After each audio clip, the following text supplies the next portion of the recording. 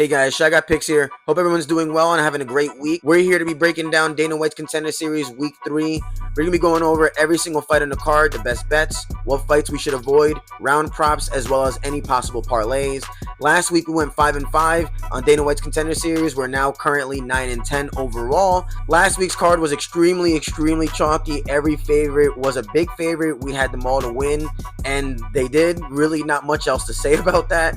This card is much less chalky. The co-main event is a pick'em odds. We have two around -200. One fighter who started at -280 is now pushing -330.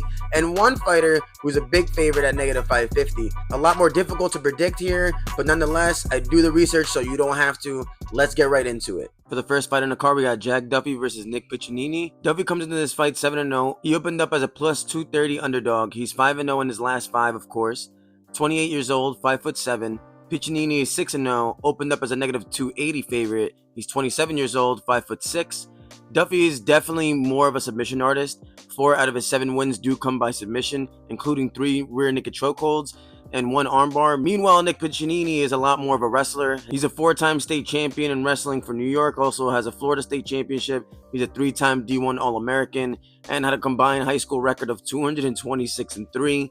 Duffy has also been screwed a lot lately. If you look at his last scheduled fights, both of the fighters that he was scheduled to fight are now signed to the UFC. Meanwhile, Duffy is here on the Contender Series, and he is most likely UFC level currently, but now he's facing Piccininni here, and he's a plus 235 underdog, and Piccininni really matches up terribly against Duffy. It's going to be very tough for Duffy here, but since he's a submission artist who does use a wrestling approach, he may be able to find an opportunity here against Piccininni, as Nick will be going for a wrestling-based approach. Duffy is very good at finding someone's back, which is why he has 3 rear naked chokeholds. It'll be very tough to do that against someone who went 226-3 in wrestling.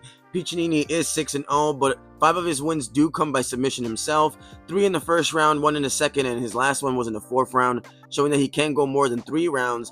His cardio is very impressive, actually, especially because he's the one who applies the pressure while he's wrestling. Piccininni knows how to get his opponents to the ground and keep him there, but I did see him get dropped with a jab by Rodriguez in his last fight, but he did pop right back up and goes for a clinch. He does have really solid knees, and he drags his opponent to the ground, and he subbed him in the first round. Duffy may be able to clip him because he does start very quickly and he pressures very quickly, but I don't see much power, and I really don't think his striking is really that good from Duffy. He's more of a submission guy. That's his game plan. It'll be very tough to execute that against Piccininni, who will be able to take him down and find his way to top position. Although Duffy is a submission guy, of course, everything is a lot tougher when someone's on top of you in full guard. I actually expect Piccininni to submit Duffy himself. He has 3 armed triangle chokes that he's able to find while he's on top. I think he'll be able to get another one here to get himself a UFC contract. Piccininni's record is too decorated while on the mat. I think Duffy's transitioned very well into MMA, but this is going to play on the mat, and ultimately that's Piccininni's world. I think Duffy can last 1 round, maybe even 2, but I'm going with Piccininni round 2 submission. I expect his price to soar. I would place Piccininni in your parlays now. Up next on the card, we got Wellmaker versus Bramhald. Malcolm comes into this fight 7-0, 5-0 in his last 5. He opened up as a -200 favorite. He's 30 years old, 5'10". Meanwhile, Bramhald is 13-2, 5-0 in his last 5, and opened up as a plus 160 dog. He's 30 years old, 5'10" as well. This one should be very exciting to watch. Both guys haven't beaten the best competition, really, so there's a lot of unknowns coming into this fight. Bramhald, although he comes in here as a 205 dog, he is very fun to watch. I expect this one to be very scrappy here. He's very good with the Muay Thai. He's very fast, a lot of kicks, goes for a lot of trips. Like, you'll see a lot of that when you're watching his tape. But he can be a bit inactive sometimes, even though he's primarily a striker. He's coming into this fight with an 11-fight win streak. His cardio is a worry, though.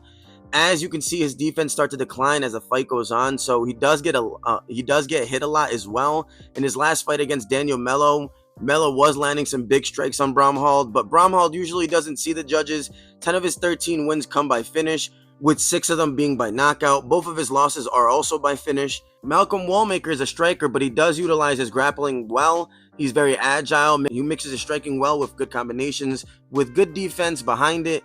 His wrestling is solid. It's not his main tool, but he does use it to win fights. He does seem to have very good fighting IQ. He constantly looks for the finish. You'll see him looking for submissions when he's grappling, even sometimes putting himself in bad positions.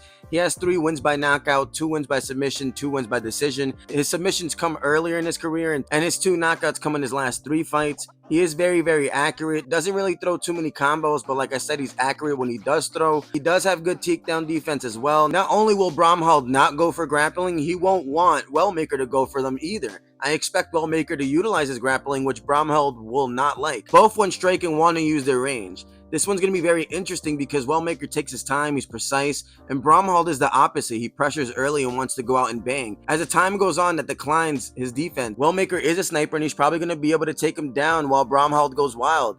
Negative 240 is a little too wide. I believe it should be around negative 180, negative 200. But Wellmaker is more well-rounded in MMA. I like his cardio more, his accuracy more, his grappling more, and his defense more. I think Wellmaker will be able to wear on Bramhald, forcing him past the 10 minutes where Bramhald seems to really decline, which is the 3rd round. I think this will end inside the distance, and I think Wellmaker will knock him out. So give me Wellmaker round 3 knockout. Up next in the card, we got Tulio versus Matthieu Duclos.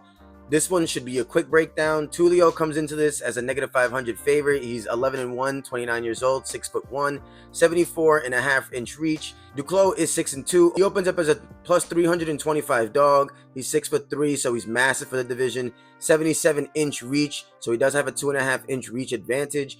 I don't think neither of these fighters are that impressive, truthfully. But Tulio is pretty decent. Tulio has been part of the Contender series before, but he didn't get the contract because it was a boring performance. But now against Duclos, Duclos is kill or be killed, really. So this fight should be a banger.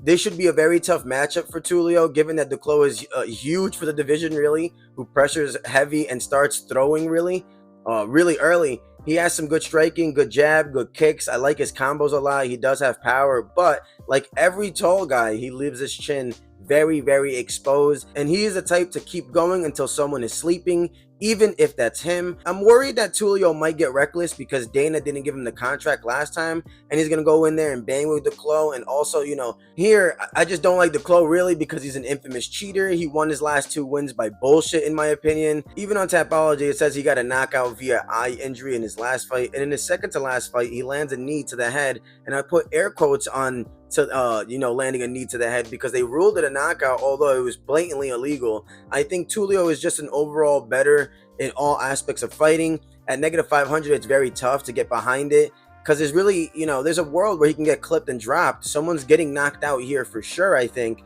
And really, I won't be taking the Duclos side. I expect both these guys to go out and bang for like 2 to 4 minutes, and someone's getting dropped right after. I think it's going to end in round 1. I don't think they're the best fighters at all, but I think both of them do put on shows. So ultimately, give me Tulio round 1 knockout. Up next on the card, we got the co-main, Michael Aswell versus Bogdan Grad. These match up very, very similarly, with only their age really being the difference. Aswell is 9-1, 4-1 in his last 5 fights. He opens up as pick'em odds. 23 years old, 5'8", 70-inch reach.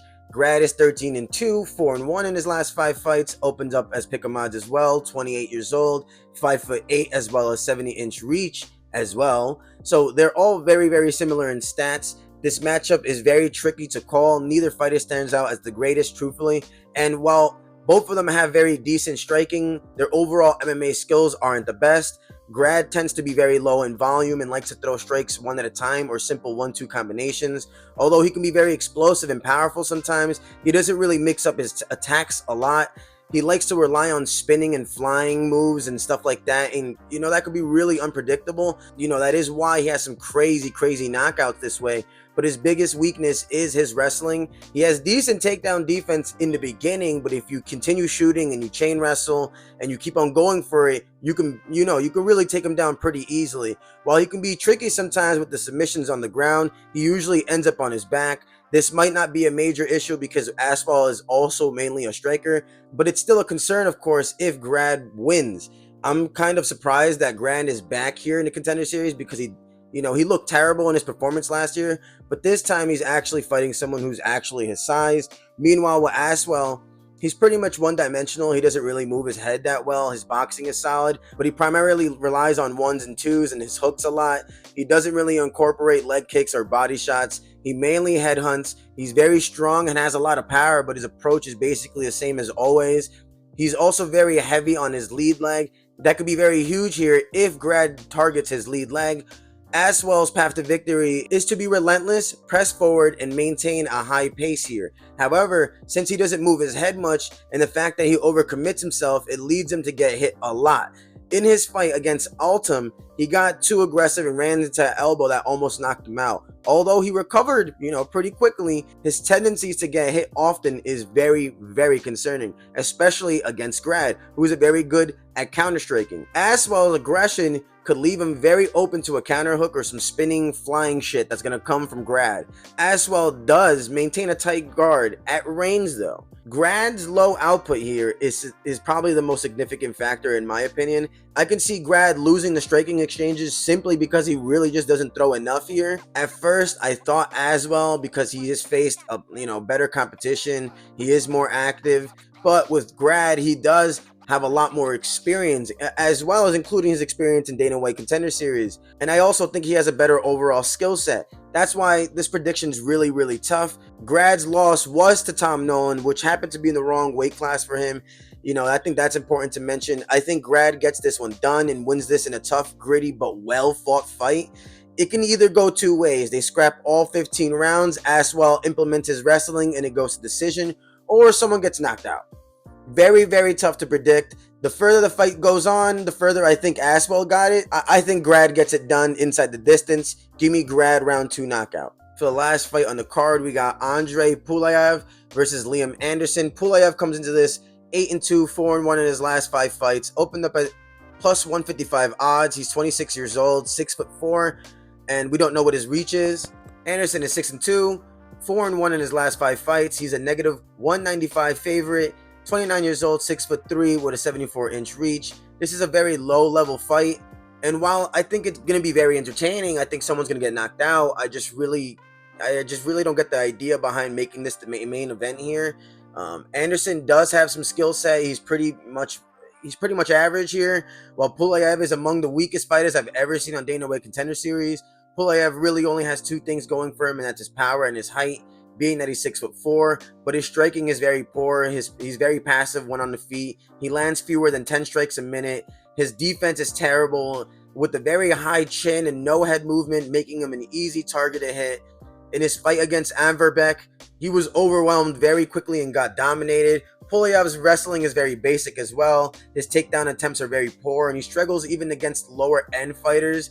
His ground control is average at best, and his opponents usually get up, and they usually do it pretty easily.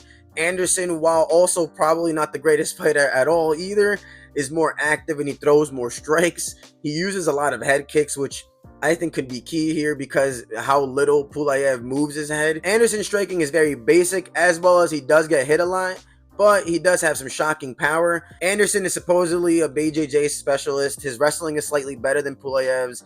He uses some trips here and there and has decent double legs. But with Pulyaev, yes, he does get taken down easily, but he does happen to get up pretty easily. Overall, this is a very low-level fight no matter which way you put it. You really can't be too confident in either fighter here, but I think Anderson's resume is slightly better, and I think he's overall just a slightly better fighter than Pulyaev. Pulyev's resume has been padded. He doesn't face the best competition. I would think that this fight doesn't see the judges, but given how low level this fight is, I wouldn't be shocked if it does.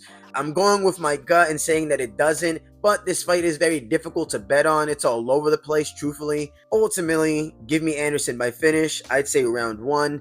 This should be more of a pick'em to me, truthfully. Tops negative 140, negative 150 favorite. I hate this fight from a bettor's perspective, but I think, I do think Anderson gets it done, and early. I do want to add a new section to my videos where I mention some of these odd changes on all the fights. I think it's a great way to see where the money is going early on so we can see where the value is. A lot of the money is going in on the Piccininni side. He opened up a negative 200. Now he's over negative 300. I would add him to your parlays now before he gets pricier, and I do think he will. Wellmaker opened up at negative 180. Now he's at negative 220. I also think he will get pricier, even though I don't think he should be. Tulio is the biggest favorite here. Opened up a negative 400, and now he's well over negative 500. 500. He's for certain to get more expensive. Grad versus Aswell. Grad opened up at negative 150 actually. Now they're both at pick 'em odds, so that one is very interesting.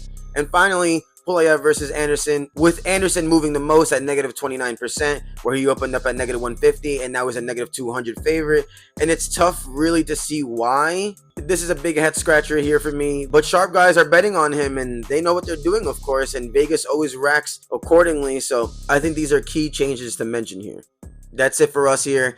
Those are my breakdowns for Dana White's Contender Series Week 3. Do let me know who you guys got in the comments below. Do you agree with me? Do you disagree? As always, thanks for watching, and please like and subscribe, as these videos do take me some time to make. If they happen to help you out, it would be a great way to show some support. I love it when I have people tell me that they're making money off my picks. Let me know if you do. Again, thanks for watching. I'll catch you in the next video where we break down Burns versus Brady card. But until then, stay up.